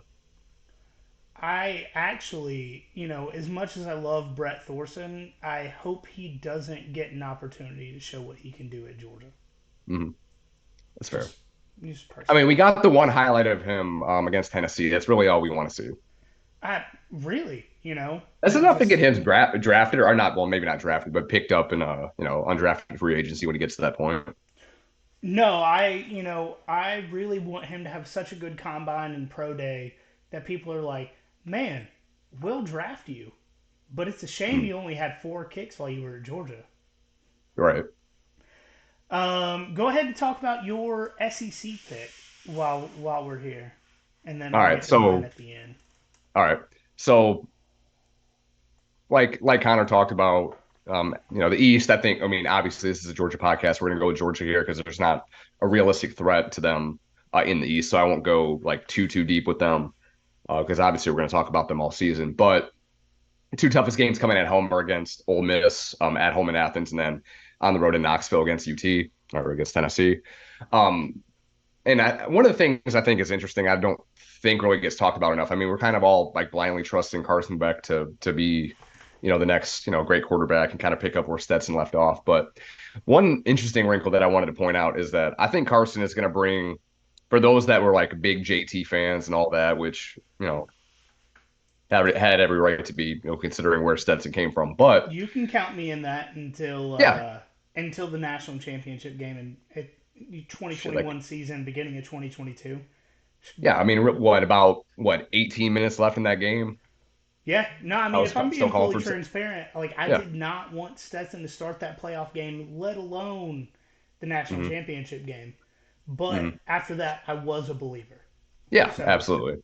After he came back after that fumble in the national championship, I mean, it's been history ever since. I mean, But you and I oh, almost held each other and cried in the Savannah Tap House for the SEC championship game. So, so it was I don't want to feel that pain again. I don't want to feel that insert again. Red Hot Chili Peppers. I don't want to ever feel the way I did that day. Yeah. But with Carson though, I think he's going to bring a lot to the table that we thought that we were getting out of JT. Because obviously Carson's not a dual threat quarterback by any means. I mean, he has some mobility, but he's not Stetson by any means. He's not going to outrun anybody. I mean, he's not.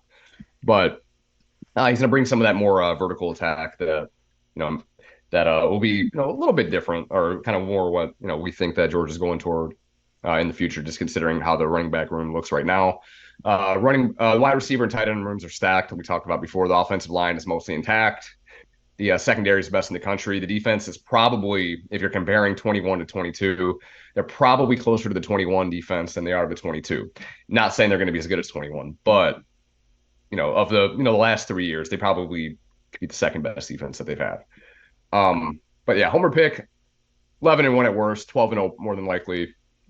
Knock on wood. And then my one, I kind of mentioned this or like alluded to it last week, but I'm picking Ole Miss for out of the West. With Ole Miss, it's kind of what I talked about with Connor a little bit, like the winning to be funny principle there, because I mean I think they were picked six in the West. Didn't get any Fifth or first place sixth. votes. I know Yeah, Connor personally had them sixth. yeah. I don't know. Yeah. So I mean, they were definitely not in the top three by any means. Like they're a lot of people are picking them to go 6-6. They're not thinking very much of them. But after our talk with Grayson Weir earlier in the summer, like I really started drinking the Kool Aid from the Red Solo Cup in the Grove. And I mean, I really think that they're gonna take a step forward because again, kind of like what Connor said with Texas, if not now, when? Like when is it gonna happen? I mean, they have we had Junkins at running back. Dart is in the second year there, and even if he doesn't play, Spencer Sanders could fill in if he's assuming that and I guess he's had a good camp as well, but um Spencer Sanders allegedly has had a better spring and fall than mm, Jackson Dart. The question is the injury yeah. and Lane's commitment to Jackson Dart. Mhm. I mean, either way, I think they're good. I mean, I think they're gonna shock some people. And like I said, if not now, when? Um, Now the offense does need to replace Malik Heath and Jonathan Mingo. They're both on in the NFL. But I mean, I think Lane Kiffin addressed that as best he could in the transfer portal. But the biggest reason Especially I think, Zakari Franklin. Yeah. Yes. Yeah. Oh yeah, I left him off. But uh, one of the biggest reasons I'm picking you not USC Ole Miss there, Ole Miss. Lane would It not appreciate you calling them USC. just hopefully it doesn't end that way. Um, but one of the reasons I'm picking them to win the West is I think the defense improves enough to not necessarily win them games, but not cost them games.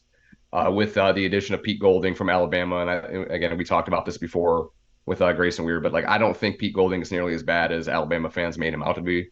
I think he's adequate, above average defensive coordinator. I mean, there's a reason why Nick Saban picked him up from UTSA a few years ago. But Ole Miss, I think they go 6-2 in conference play with their only losses coming in consecutive weeks to A&M in Oxford, and then the following week in Athens against Georgia. But I do feel reasonably confident that they'll beat LSU in Oxford, and decent to like somewhat confident that they'll beat Alabama in Tuscaloosa. Um, Again, just if not now, when? But only losing two conference games should win them the West. Like they're not. I mean, they're not going to be a top 10 team more than likely if they have two losses. But with all the tiebreakers and all that, I think they'll win the West. And then Georgia obviously winning the whole thing or winning the SEC.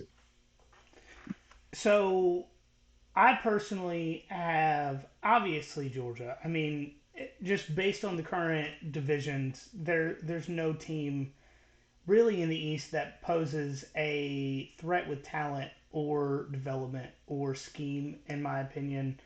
Mm. Um, Feel free to debate me in the comments if you would like to.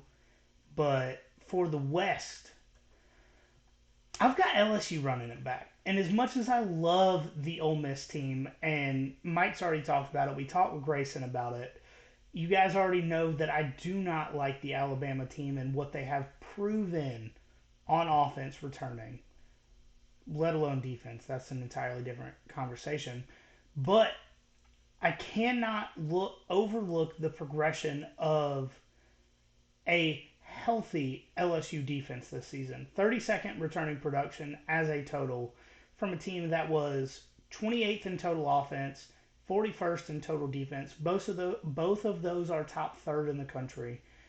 And you have a top 10 in almost all offensive line stats that were not sacks. Most of those sacks came early in the season before Jaden Daniels really trusts the offense. After the Tennessee game, the LSU offensive line was phenomenal until the SEC championship game.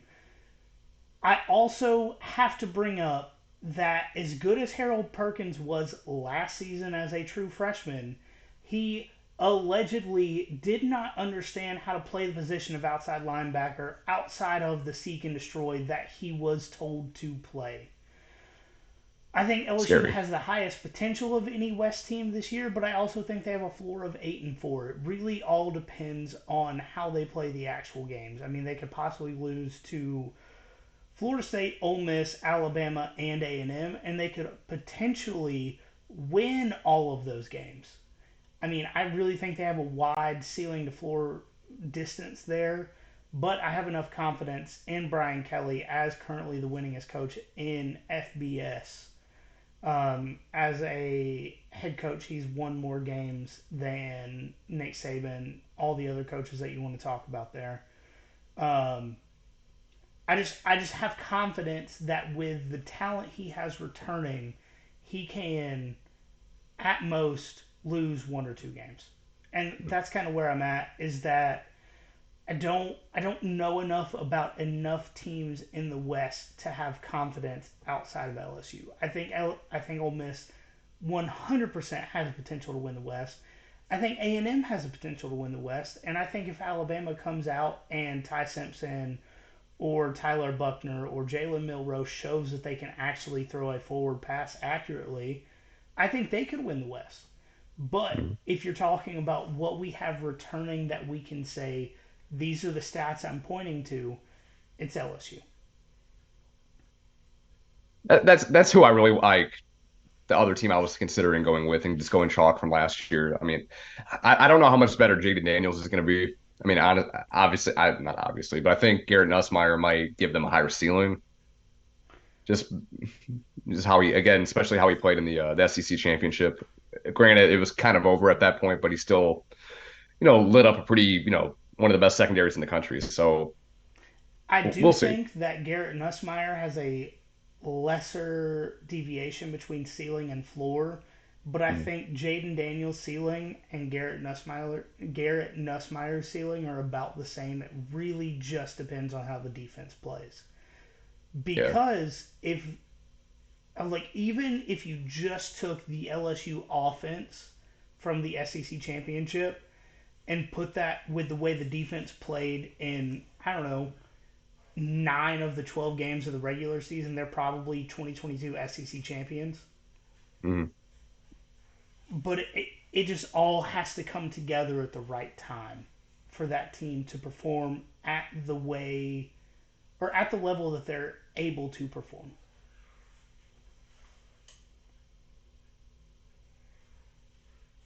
And I hope I didn't say anything too fucked up there because I did finish this bottle of larceny. No, no, it all makes sense. Okay. Okay. So, do you have anything else you would like to talk about before we get out of here tonight? Um, no, I'm just excited that it's finally game week. You Like, know, let's go. you know, we might put the song in there, but the good news, guys, is that the dog days are over. Mhm. We are as as we are recording. It's Tuesday. We have Wednesday, Thursday, Friday, and then Saturday we wake up and it's fucking college football again. You know? We wake up with Notre Dame and Navy, don't we? Yeah, it's I believe it's 12 o'clock game. Yeah, let's So go. I think it's on the cock though. I don't know. Is it on NBC? it might be NBC. I'm not 100% sure. I hope so. I don't have the cock right now. I don't have the cock up. You don't have the Peacock, I mean, I go back and forth when I want to watch like premium like WWE stuff, but at the moment I do not have the cock, but I'll probably have to buy it. but once again, if you would like to watch a college football game or any sporting event that you do not necessarily have access to or want to pay for, send us a message and I have some information for you. Um, Will your hookup give my computer AIDS? no, it will not. Okay, okay, there we go. But the cost of the information is a 5-star rating and review, guys. Please help us out. Follow us Boom. on Millions. It will help us in the long run. I promise we're going to do these watch parties for every game that I don't go to, with maybe the exception of the Florida game. And I know that's a bummer, but my wife has planned a Halloween party for that day starting at like noon. So I may be too intoxicated to actually commentate that game by the time it comes on. Who really knows? But we are trying to do some really cool stuff here in the future. We will have some ASW giveaways coming back soon.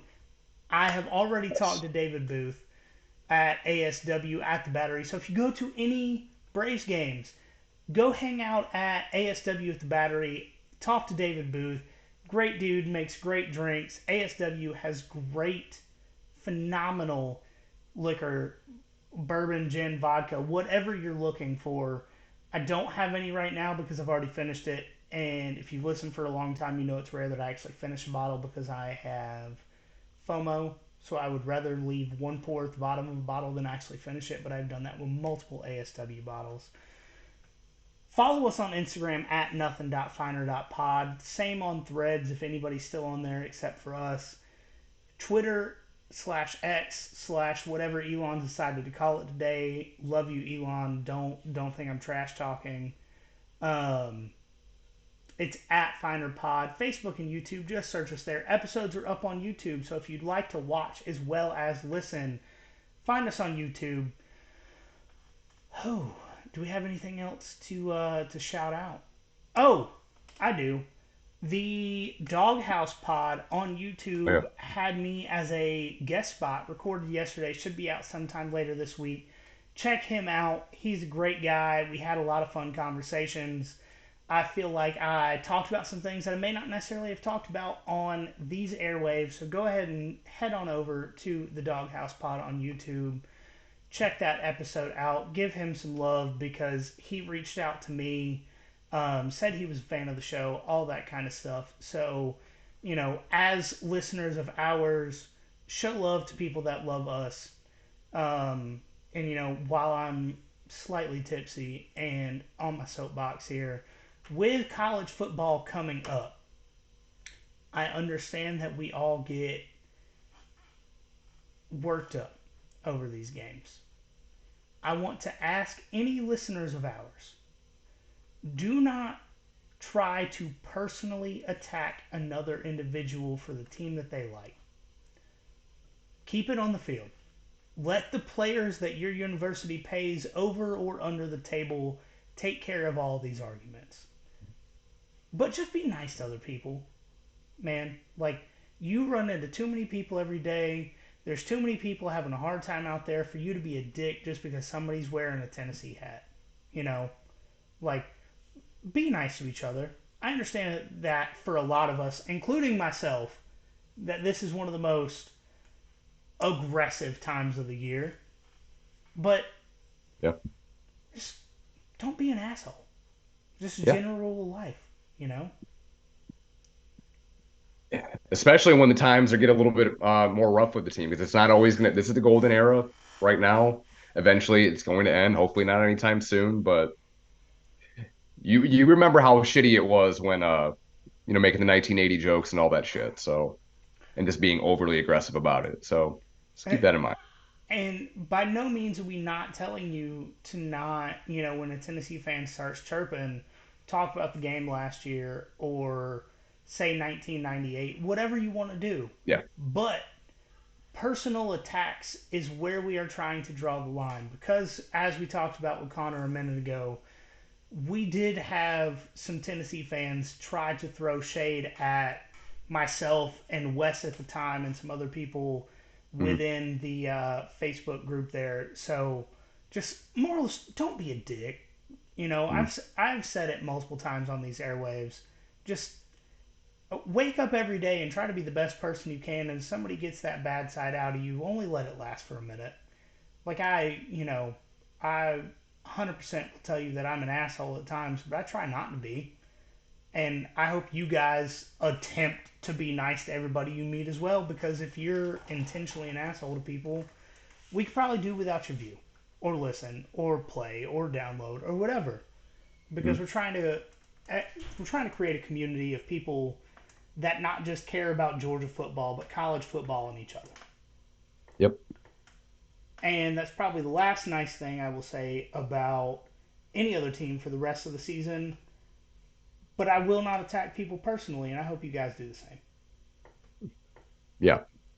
Ditto. Now I'm stepping off of my soapbox to say there is nothing finer in the land Than a drunk, obnoxious Georgia fan.